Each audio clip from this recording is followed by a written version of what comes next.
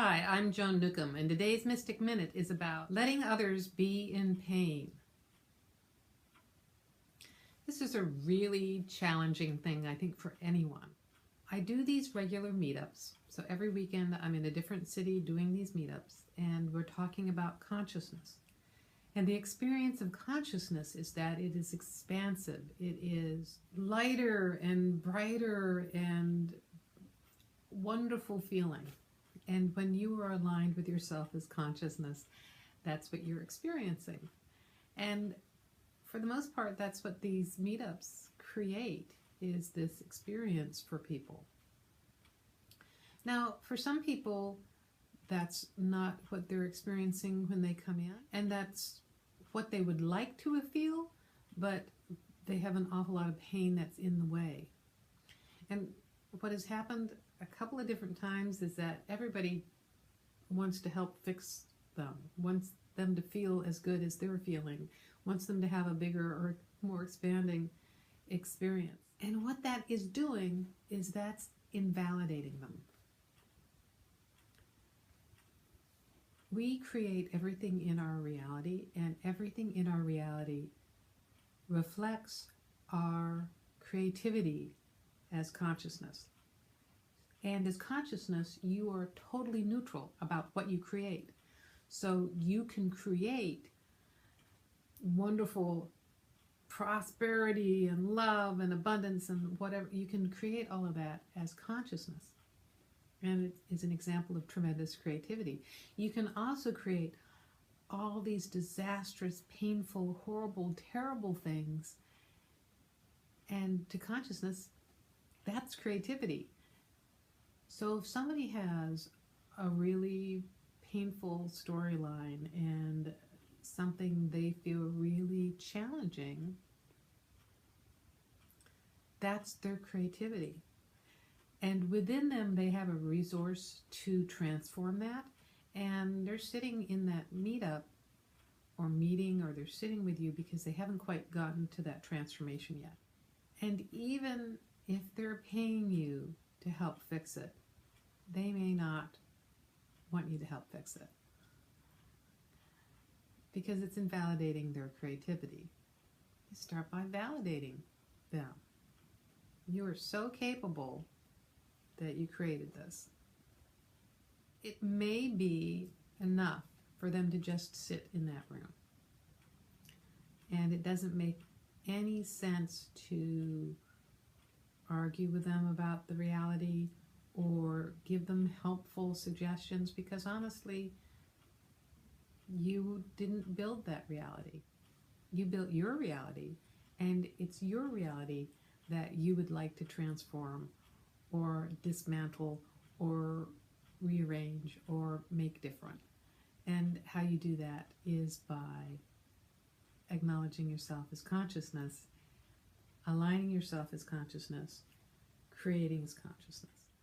When you start to do consciousness techniques, they are outside the box, and they have this amazing ability to bring you centered, bring you into your form, and yet not bring you into density.